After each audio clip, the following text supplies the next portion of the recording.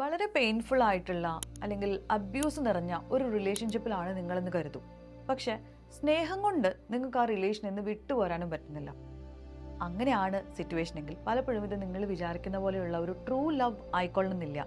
നിങ്ങളെ അതിൽ പിടിച്ചു നിർത്തുന്നത് നിങ്ങൾക്ക് ആ റിലേഷനിലുള്ള ട്രോമ ബോണ്ട് ആയിരിക്കാം. ഒരുപാട് പേർക്ക് അറിയുന്ന ഫെമിലിയർ ആയിട്ടുള്ളൊരു വാക്കാണ് ട്രോമ ബോണ്ട് എന്നുള്ളത്. പക്ഷേ അറിയാത്ത ആർക്കെങ്കിലും ചിലപ്പോൾ അവർ നിൽക്കുന്ന സിറ്റുവേഷനെ കുറിച്ച് ഒരു റിഫ്ലക്ഷൻ ഉണ്ടായാലോ അത് അവരെ ഹെൽപ്പ് ചെയ്താലോ എന്ന് വിചാരിച്ച് മാത്രമാണ് ഇന്നിങ്ങനെ ഒരു വിഷയത്തെക്കുറിച്ചൊരു വീഡിയോ ചെയ്യാം എന്ന് വിചാരിക്കുന്നത്. അപ്പോൾ എന്താണ് ട്രോമ ബോണ്ട്, എങ്ങനെ നമുക്കത് ഐഡന്റിഫൈ ചെയ്യാം, എങ്ങനെ അതിൽ നിന്ന് നമുക്ക് പുറത്തു കിടക്കാം, ഇത്തരം ചില കാര്യങ്ങളെക്കുറിച്ചാണ് ഇന്നത്തെ ഈ വീഡിയോയിൽ നമ്മൾ ഡിസ്കസ് ചെയ്യുന്നത്. Welcome to life unedited.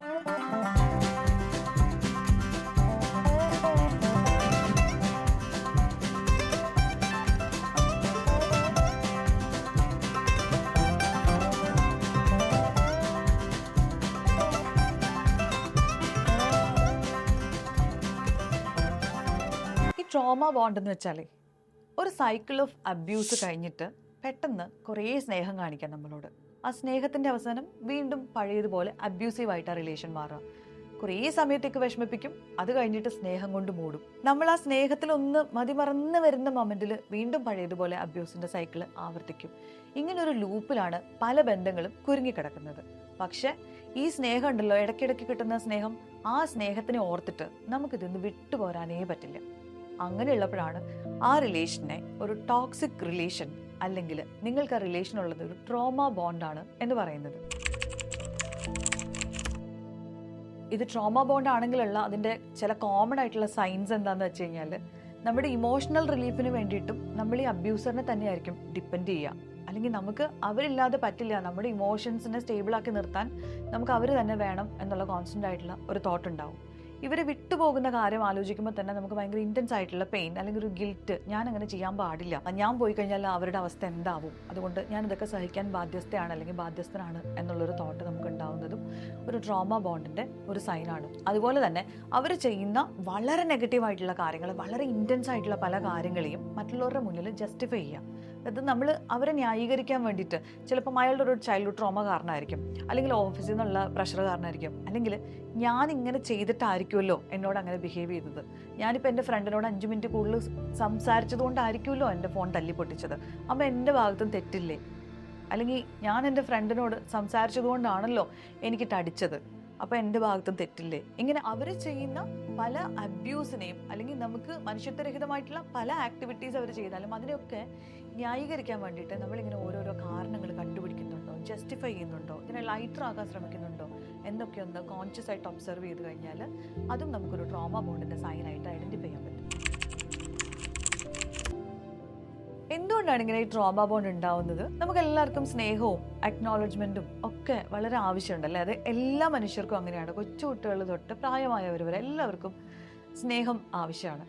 നമുക്കൊരാൾ നന്നായിട്ട് സ്നേഹം തരികയും എന്നിട്ട് ഒരു മൊമെന്റിൽ ഈ സ്നേഹത്തിൽ നിന്ന് അവർ പിന്മാറുകയോ അല്ലെങ്കിൽ സ്നേഹമില്ലാത്ത പോലെ നമ്മളോട് പെരുമാറുകയോ ഒക്കെ ചെയ്യുകയാണെങ്കിൽ നമ്മൾ വീണ്ടും ആ സ്നേഹത്തിന് വേണ്ടിയിട്ട്, ഇത് പഴയതുപോലെ ആയിരുന്നെങ്കിൽ എന്ന് ആഗ്രഹിക്കാൻ, സ്നേഹത്തിന് വേണ്ടിയിട്ട് നമ്മൾ വീണ്ടും വീണ്ടും കൊതിക്കുകയും ചെയ്യുന്നൊരു സിറ്റുവേഷൻ ഉണ്ടാവും. അതും വളരെ നോർമലാണ്. പക്ഷേ ടോക്സിക് റിലേഷനുകളിൽ എന്താ സംഭവിക്കുന്നതെന്ന് വെച്ച് കഴിഞ്ഞാൽ ഈ സൈക്കിൾ ഭയങ്കര റിപ്പീറ്റിംഗ് ആയിരിക്കും. നമ്മളോട് ഭയങ്കരമായിട്ട് സ്നേഹം കാണിക്കും, ഭയങ്കര കൈൻഡ്നെസ് കാണിക്കും, നമ്മളെ വളരെ മനസ്സിലാക്കുന്ന പോലെ എല്ലാം ബിഹേവ് ചെയ്യും, ഇനി ഒരു പ്രശ്നം ഉണ്ടാവില്ല എന്നുള്ള അഷുറൻസ് തരും. ഇവർ നമ്മളെ ടേക്ക് കെയർ ചെയ്യുന്ന പോലെ ഈ ലോകത്തിൽ ആർക്കും നമ്മളെ ടേക്ക് കെയർ ചെയ്യാൻ പറ്റില്ല എന്നുള്ള തരത്തിൽ വരുത്തി തീർക്കുകയും നെക്സ്റ്റ് മൊമെന്റിൽ ഇവർ വല്ലാതെ മാറുകയും ചെയ്യും. അപ്പോൾ ഇങ്ങനെയുള്ളൊരു സൈക്കിളിൽ നമ്മൾ വൺസ് കയറി കഴിഞ്ഞ് കഴിഞ്ഞാൽ നമ്മുടെ ബ്രെയിൻ കെമിക്കൽസ് പോലും ഈ ഒരു പാറ്റേണിനോട് ഒരു അഡിക്ഷൻ ഉണ്ടാക്കുന്ന തരത്തിലായിരിക്കും. അതായത് ഒരു സമയത്ത് ഭയങ്കര സ്നേഹം വരുമ്പോൾ നമുക്ക് അത്തരത്തിലുള്ള ഹോർമോൺസാണ്, സന്തോഷം തരുന്ന ഹോർമോൺസാണ് നമ്മുടെ ബോഡിയിൽ ഉണ്ടാവുന്നത് അല്ലെങ്കിൽ ബ്രെയിൻ ഉൽപ്പാദിപ്പിക്കുന്നത്. അപ്പോൾ ഭയങ്കര സന്തോഷം. ആൻഡ് കുറച്ച് സമയത്തിനുള്ളിൽ ഇതെല്ലാം തകർന്നടിഞ്ഞ് ഭയങ്കര സ്ട്രെസ്സ് അല്ലെങ്കിൽ ഭയങ്കര പെയിൻഫുൾ ആവുന്ന സിറ്റുവേഷനിലൂടെ സ്ട്രെസ്സും ആങ്സൈറ്റിയും ഒക്കെ ബിൽഡ് ചെയ്യുന്ന തരത്തിലുള്ള ഹോർമോൺസ് ആയിരിക്കും ഉണ്ടാവുക.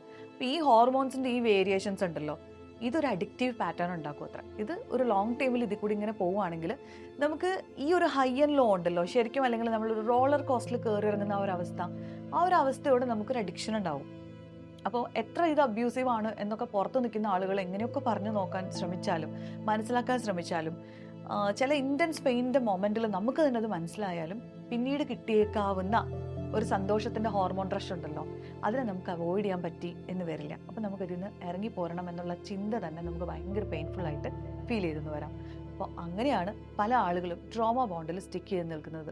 നമ്മൾ പുറമേ നോക്കുമ്പോൾ വളരെ ഹെൽത്തി എന്ന് തോന്നുന്ന പല റിലേഷനുകളിലും ആളുകൾ സ്റ്റക്കായിരിക്കുന്നത് ഈ ട്രോമ ബോണ്ട് കാരണമാണ്. പക്ഷേ ഇന്നത്തെ കാലത്ത് നമ്മളിങ്ങനെ ഒരുപാട് പറഞ്ഞും വായിച്ചും സംസാരിച്ചും ഒക്കെ ഒരുപാട് ആളുകൾക്ക് അറിയാം ഇത് ട്രോമ ബോണ്ടാണ് എന്നുള്ളൊരു കാര്യം. And at the same time ഇതിന് ഇറങ്ങി പോരുന്നത് അത്ര എളുപ്പമല്ല എന്നുള്ള കാര്യം അറിയുന്നത് കൊണ്ട് തന്നെ കൂടുതൽ പേരും ഇതിൽ തന്നെ അങ്ങ് സ്റ്റിക്ക് ചെയ്ത് നിൽക്കാം എന്ന് വിചാരിക്കുന്നവരാണ്. ഇനി നിങ്ങളുള്ളതൊരു ട്രോമ ബോണ്ടിലാണ് എന്ന് നിങ്ങൾ അവെയർ ആവുന്ന ഒരു മൊമെൻ്റ് ഉണ്ടല്ലോ, അല്ലെങ്കിൽ അത് മനസ്സിലാവുന്ന മൊമെൻറ്റിൽ ഈ പെയിൻ ഞാൻ ഡിസർവ് ചെയ്യുന്നില്ല എന്ന് നിങ്ങൾ തിരിച്ചറിയുന്ന മൊമെൻ്റ് ഉണ്ടല്ലോ, ഈ അവെയർനെസ് ഭയങ്കര ഇമ്പോർട്ടൻ്റ് ആണ് ഈ ട്രോമ ബോണ്ടിൽ നിന്ന് പുറത്ത് കിടക്കാൻ.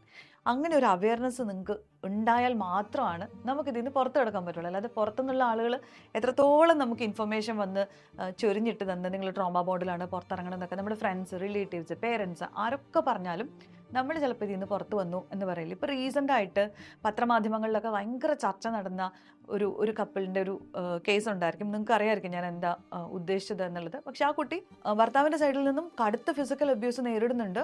And at the same time പോലീസും കോടതിയും ഒക്കെ ഇടപെട്ട ആൾ വീട്ടിലേക്ക് വരുന്നുണ്ട്. പക്ഷെ അത് കഴിഞ്ഞിട്ടും വീണ്ടും ഹസ്ബൻഡ് വിളിക്കുമ്പോഴേക്കും ആ പഴയ സ്നേഹം എന്തെങ്കിലും അത് തിരിച്ചു കിട്ടിയാലോ എന്നുള്ള ആ ഒരു തോട്ടിൻ്റെ പുറത്ത്, ഈ ട്രോമ ബോണ്ടിൻ്റെ പുറത്ത് ആ കുട്ടി വീണ്ടും ആ പുരുഷൻ്റെ കൂടെ പോവുകയും എഗെയിൻ അതിലും വളരെ മോശമായിട്ടുള്ള അബ്യൂസ് നേരിട്ട് വീണ്ടും അത് പ്രശ്നങ്ങളിലേക്ക് വഴിതെളിക്കുകയൊക്കെ ചെയ്തിട്ടുണ്ട്.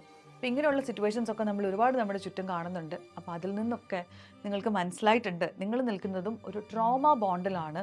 ഇതല്ല ശരിക്കുള്ള സ്നേഹം എന്നൊരു തോന്നൽ നിങ്ങൾക്ക് വന്നിട്ടുണ്ടെങ്കിൽ അതാണ് ഇതിൻ്റെ first step. Awareness is the first step. പിന്നെ എന്താണെന്നറിയോ, നമ്മുടെ ചെറുപ്പത്തിൽ നമ്മൾ അത്ര വലിയ നല്ല ഒരു അറ്റാച്ച്മെൻറ്റ് പാറ്റേൺ ഒന്നും നമ്മുടെ കുടുംബത്തിൽ നിന്ന് കിട്ടിയിട്ടില്ല എന്ന് വിചാരിക്കും. അപ്പോൾ നമ്മുടെ പേരൻസ് ഒക്കെ ആണെങ്കിലും കുറച്ച് നെഗ്ലക്റ്റ് ചെയ്ത് വിടുന്ന പേരൻസ് ആയിരുന്നു. നമുക്ക് അങ്ങനെ ഒരു സെക്യൂർ ഫീലൊന്നും അവർക്ക് തരാൻ പറ്റിയിട്ടില്ല എന്ന് ഉണ്ടെന്നുണ്ടെങ്കിൽ പലപ്പോഴും ഈ അബ്യൂസൊക്കെ നോർമൽ ആണെന്ന് നമുക്ക് ഫീൽ ചെയ്യാനുള്ള സാധ്യതയുണ്ട്.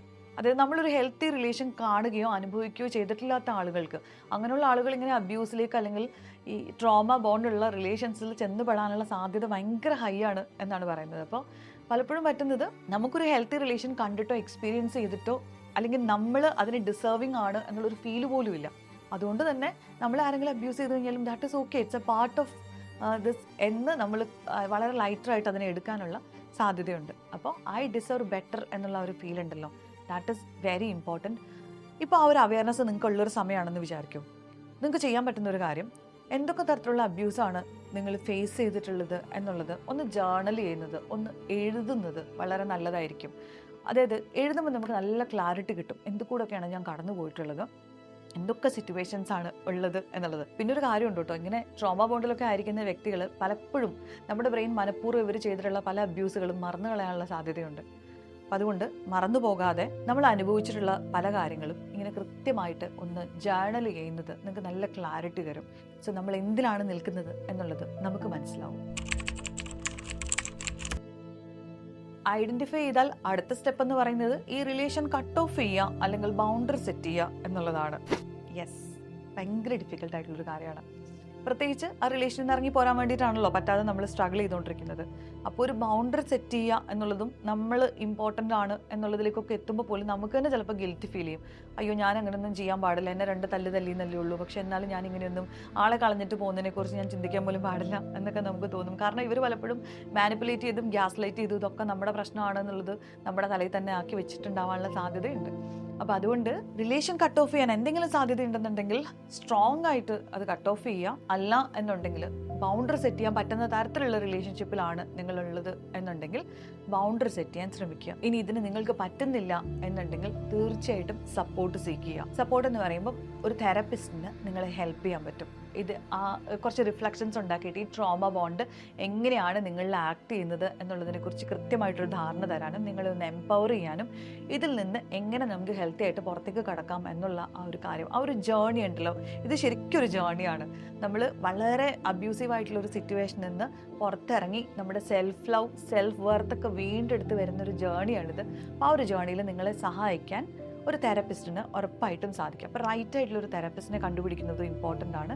അപ്പോൾ ഈ ട്രോമ ബോണ്ടിൽ നിന്ന് പുറത്ത് കിടക്കാൻ ഒരു സപ്പോർട്ട് സീക്ക് ചെയ്യേണ്ടതാണ് അടുത്ത സ്റ്റെപ്പ്. ഇനി ഏറ്റവും ഇമ്പോർട്ടൻ്റ് ആയിട്ടുള്ള കാര്യം സെൽഫ് ലവിൽ ഫോക്കസ് ചെയ്യുക എന്നുള്ളതാണ്.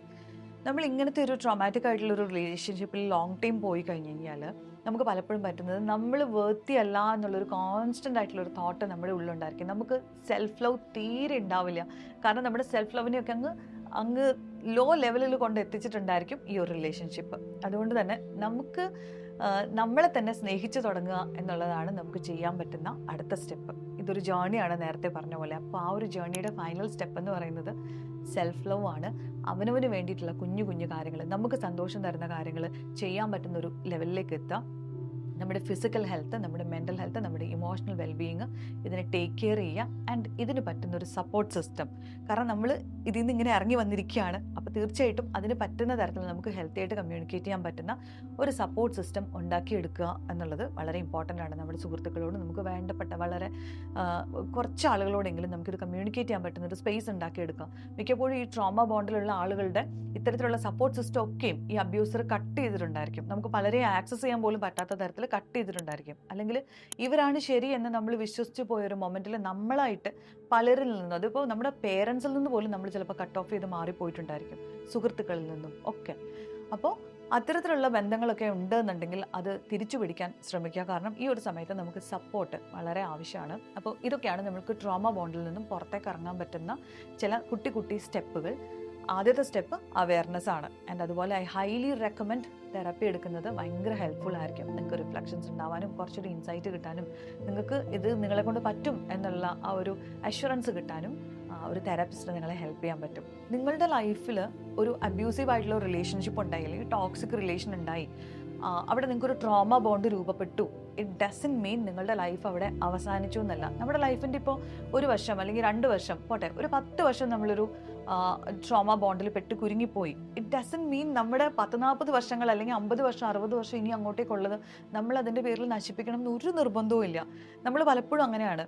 നമ്മൾ ചെയ്തു പോയൊരു കാര്യത്തിന്, അല്ലെങ്കിൽ ഒരു പെട്ടുപോയൊരു കാര്യമുണ്ടല്ലോ, അതിനെ ജസ്റ്റിഫൈ ചെയ്യാൻ വേണ്ടിയിട്ട്, അത് ശരിയാണെന്ന് വരുത്തി തീർക്കാൻ വേണ്ടിയിട്ട് പിന്നെ അങ്ങോട്ടേക്കുള്ള ഒരുപാട് വർഷം, ഒരുപാട് എനർജി, ഒരുപാട് സന്തോഷങ്ങൾ നമ്മൾ ചിലപ്പോൾ വേണ്ടാന്ന് വെച്ച് കളയും. അതുകൊണ്ട് നിങ്ങൾ നിൽക്കുന്നത് പെയിൻഫുൾ ആയിട്ടുള്ള ഒരു റിലേഷൻഷിപ്പിലാണ്, അല്ലെങ്കിൽ നിങ്ങൾക്ക് തീരെ പറ്റുന്നില്ല എന്ന് ഒരുപാട് വട്ടം തോന്നിയിട്ടുള്ള ഒരിടത്താണ് എങ്കിൽ തീർച്ചയായിട്ടും ഇതൊരു ട്രോമ ബോണ്ടാണോ എന്നുള്ളത് നിങ്ങൾ ഐഡൻറ്റിഫൈ ചെയ്യാൻ, നിങ്ങൾക്കായിട്ടത് ഐഡൻറ്റിഫൈ ചെയ്യാൻ പറ്റുന്നില്ല എന്നുണ്ടെങ്കിൽ തീർച്ചയായിട്ടും ഒരു പ്രൊഫഷണൽ ഹെൽപ്പ് സീക്ക് ചെയ്യും. നിങ്ങൾ ഇതുപോലൊരു ട്രോമ ബോണ്ടിലൂടെ എപ്പോഴെങ്കിലും കടന്നു പോയിട്ടുള്ള ഒരാളാണോ? അതിൽ നിന്ന് പുറത്തു വന്നിട്ടുള്ള ഒരാളാണോ? അതോ സ്റ്റിൽ അതിൽ കുരുങ്ങി കിടക്കുന്ന ഒരാളാണോ? എങ്ങനെ തന്നെ ആയാലും നിങ്ങളുടെ ആ ഒരു എക്സ്പീരിയൻസ് ഈ കമൻറ്റ് ബോക്സിൽ ഷെയർ ചെയ്യുകയാണെങ്കിൽ അത് കണ്ടുകൊണ്ടിരിക്കുന്ന ഒരുപാട് പേർക്ക് ഹെൽപ്ഫുൾ ആവും, ഉറപ്പാണ്. അപ്പോൾ ഇതുപോലെയുള്ള കോണ്ടന്റ് നിങ്ങളുടെ ഏതെങ്കിലും ഒരു സുഹൃത്തിന് സഹായമാകും എന്ന് തോന്നുകയാണെങ്കിൽ പ്ലീസ് ഡു ഷെയർ ദിസ്.